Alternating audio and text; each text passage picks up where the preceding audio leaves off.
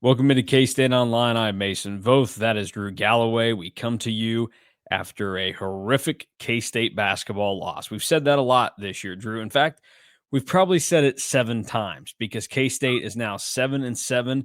It is the worst 14-game start there are two ways that you can look at this. The COVID season of 2021, which again, not a real season, none of that actually means anything. K-State started 5-9 that year. I don't really count that, but you would have to go back the year prior to that, the 2020 season where the NCAA tournament got canceled.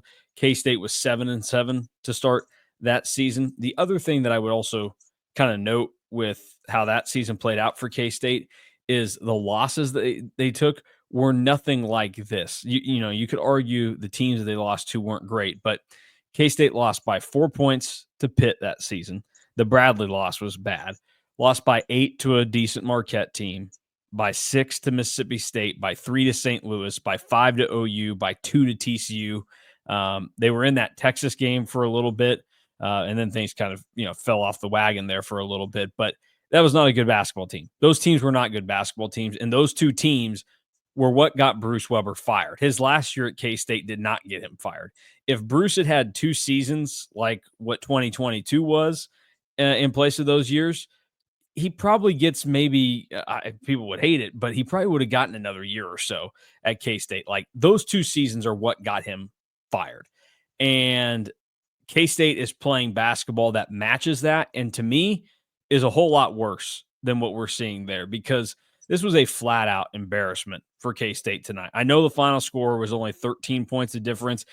It was worse than that. But even at the end of the day, a 13-point loss to this Oklahoma State team is bad for any basketball team that is out there. This is not a good basketball team you just played. And what we found out tonight is that if you just go out and you play with some effort and some care, even bad teams, when they do that, you're a lot better off than going through the motions and not really seeming interested in improving yourselves. And that's where K-State ended up tonight. Because I think the loss to TCU broke them. I think that was the point of no return for this team, where the reality of this season and the uphill battle that they had to go through, they weren't going to be able to overcome very easily. And I think tonight they just had their minds in the wrong place. And it's clear that this team, the season's over. You cannot come back from losing like this, or really in general, to this Oklahoma State team. So can this team? They're terrible. They are the most disappointing K-State basketball team of my lifetime. And it's a flat out embarrassment to anybody that is affiliated with Kansas State University and anybody that thinks that place is special to them. That's the tone of this is embarrassment. And I don't know if the players are embarrassed by it or not. I don't know that they actually care. Most of them are probably getting their NIL money. They're probably cool with it. But to everybody that K-State means something to, they're embarrassed by this. And Jerome Tang and his staff should be embarrassed by the team that they've put on the floor this season. And to me, I don't really care if things get better the rest of this year. Most of these guys are irrelevant to the history of K-State basketball currently. Moving forward, most of them won't be here. Most of them won't have any impact on it. And it's a shame what this season and this program has turned into. Yeah, I mean, we've done this a lot, and there are times where you and I are on the exact same page. And I mean, that was just embarrassing. I mean, the first half, K-State didn't look like they wanted to guard a chair. So then they switched to zone defense, and the only reason that they kind of got back into the game was because Oklahoma State is such a horrible offensive team generally, that they couldn't just get the straight line drives that they were getting to get to the basket on K-State in the first half. But there's just no direction. I mean, even the 2020 and 2021 team especially, like, you could see flashes of hope. There are no flashes of hope right now for K-State. David Castillo has been pretty bad, to say the least. And he's your one freshman. Michaela Rich has provided a spark on offense, but he was one of the guys in the first half. It was Doug McDaniel, Brendan Hazen, and Michaela Rich. Oklahoma State was doing everything that they could to get whoever they wanted to have the ball to be guarded by one of those 3 guys because they knew that they were going to score. Michaela Rich can't defend. Brendan Hazen has been like one of the bright spots of guys that have eligibility for next season. He's been flat out awful in the 3 games of Big 12 play. So Well, and even worse on that front tonight. He only plays 21 minutes and he only gets 2 shots off. Like you're not going to, this offense can't function and this team can't win if Brendan Hasen's only taking 2 shots a game. And I don't even care if they're going in, but if he only takes 2 shots a game, something really bad is going on. That's where the staff has to be better. Yeah. You know that Brendan Hasen is not going to be a great or even good defender for you. So you have to find a way to make sure he gets those opportunities on offense. You have to make it so he's a net positive on the floor, and he was just a net negative tonight because if he's going to play 21 minutes, like you said, he can't take 2 shots. Well, and also he's going to allow points. You think about K-State being down 19 at halftime. I get it. You're trying something different. They go big. Ugo plays for the first time in 1,000 years for just no rhyme or reason because that's how this season has kind of gone with how guys get their minutes. You don't know where it's coming from. He actually played pretty okay. Yeah, but my thing is they did it and took Brendan Hasen off the floor. You're down 19 points. This team is not scoring if Brendan Hasen is not scoring. Like, it's just not going to happen. Even you have to take and look, this is where it's weird. Jerome Tang has learned this. He's taken the bad with Doug McDaniels. I got to play him for us to have a chance to win. That same type of thing applies to Brendan Hasen. Now, look, there are situations where that doesn't matter. And you can say, okay, he's 0 of 8 from 3 tonight. You probably don't need to play him. He's probably not going to get it figured out there. But the man had only taken 2 shots the entire game. And it feels like everything was so out of whack. And again, we're back to where we were. And we talked about it after the Cincinnati game. The Cincinnati game doesn't mean anything if you don't get the next one. Well, they didn't get the next one. And then, because the only thing, we talked about it earlier this week, the only thing that you have left to hang on to for this team was that they could go on some miraculous run and get themselves in the NCAA tournament. But that has to happen by beating Oklahoma State to start with, a team that should have been the worst team in the Big 12. Well, now it's official that K-State's the worst team in the Big 12. Even though they have that win over Cincinnati, I know, yeah. They're 0-3 to start the season with losses to K-State, Arizona, and Baylor. And I don't know if any of you have paid attention. All 3 of those teams are massive disappointments this season, just as a little wake-up call. Arizona did blow out West Virginia on the road. And I guess Arizona started 3-0 in Big 12 play, but they've gotten to play some crappy teams. But that's all you had to hang on to with this team. Well, it's out the door now. And this is where, and I wrote about it in what we learned. There has to be a shift now. And you talked about 2 guys that, you want to have hope with, but they've been bad and not on the floor. I think at this point moving forward, take your lumps, see what happens with David Castillo and Buddy Rich on the floor. Those are really the only 2 guys that, have long-term eligibility remaining, that it's sink or swim time. Let them figure out if they can cut it at this level, if they mean anything to your program moving forward. It does not matter about anybody else. Who cares what guarantees were? Pay these guys the NIL that you promised them, but you don't have to pay them for minutes played because none of that matters anymore. So just prioritize guys that might be able to do something for you in a year or 2, as opposed to anything left for this year, because this season's a lost cause. And quite frankly, there are a lot of people that follow K-State basketball that probably don't want to see a lot of these guys ever put on a purple jersey again. No, and I'm right there with you. Play Buddy Rich more, play David Castillo more, because with how this season is going to go, you're probably flipping 80% of the roster already. Might as well see if 2 of your younger guys might be able to stay. Yeah. And anybody else that has the right attitude that should earn them more time. So again, we obviously rarely see Ugo or Byfall.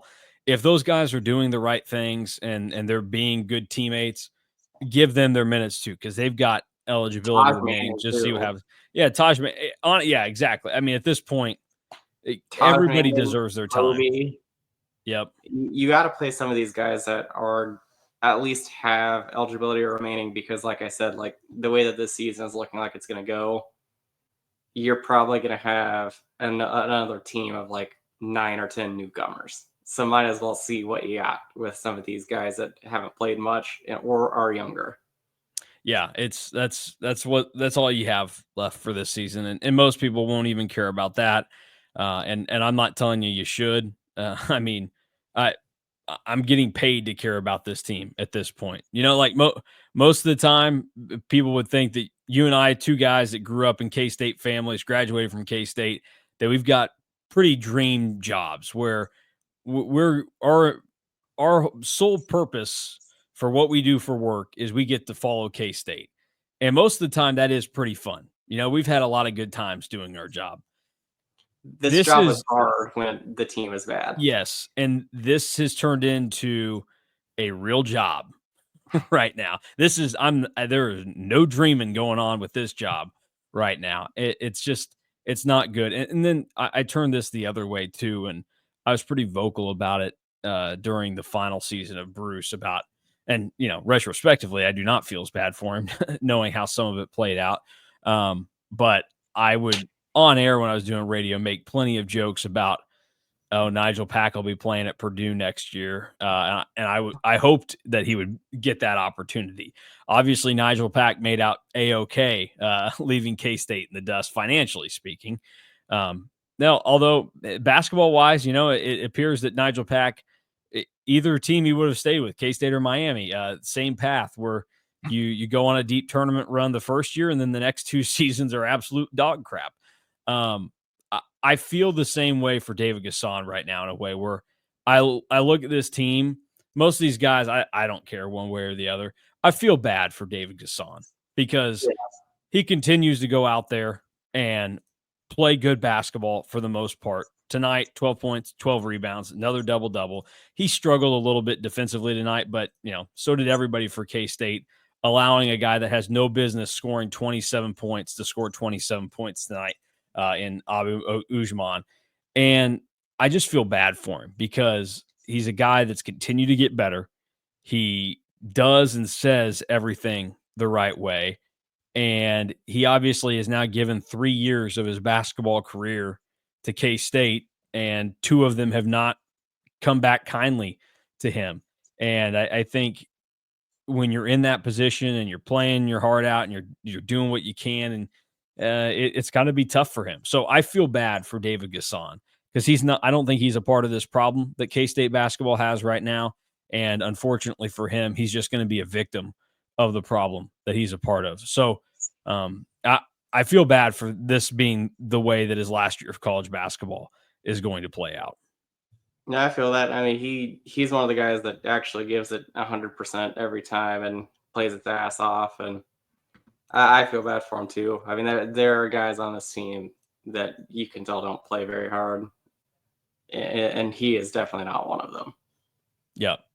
Yep. I don't know. And we've said so much throughout the course of the season, and I think sometimes people confuse the conversation about how you have to theorize what could happen to hang on to what matters this season with how you actually feel.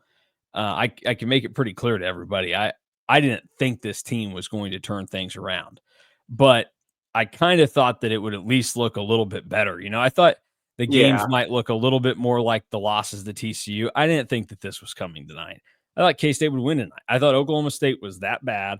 I thought that maybe K-State would have enough fire and oomph to them, but it's clear that they didn't have any fight or fire left in them after the TCU game. And that, to me, that shows a pretty weak team mentally to not bounce back from that TCU game with a F you, we're going to win this thing. Like we're going to get one before we get back home. Instead, they rolled over and died. And I'm stunned by it. I really can't believe that this would be the way that this thing played out for this team. But that's what they've shown to be at this point. yeah. If you were going to tell me that the margin of victory would be 13 points tonight, I would have told you that K-State figured it out. Yeah. But Yeah, and certainly, I mean, Oklahoma State scoring almost 80 tonight was not in the cards either. No, it honestly should have been worse than 13. So they were lucky to cut it down. I mean, they essentially played the second half that Oklahoma State played on Saturday against West Virginia. Yeah. Yep. So not good for K-State there, and it's just one of those things where we could talk about the basketball, we could talk about everything else, but really this is just a big picture thing. And moving forward, it's a big fat who cares, because like you said, most of this roster will not be here next year. Nothing can be done to save this season at this point. You can't even get totally crazy and think like that's the thing. Even after losing to TCU, you have to go, and the math doesn't really work out here for this team, where they pretty much have to go 11-7 against the tougher part of their schedule left, like Cincinnati at home and TCU on the road. That's one of the easier parts of the schedule.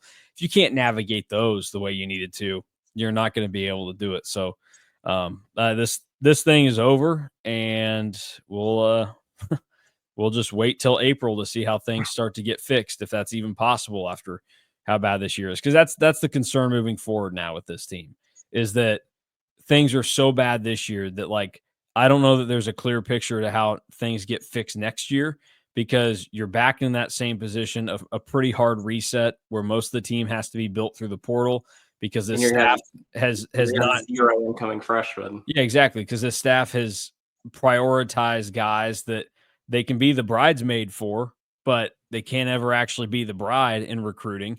And they don't think that there's a path for certain types of recruits to be valuable in college basketball anymore. And I don't really think that there's a ton of guys that are like that, but I do think you still probably have to take one or two a year and stash them, and at worst they don't play and they do transfer out, and oh, who cares?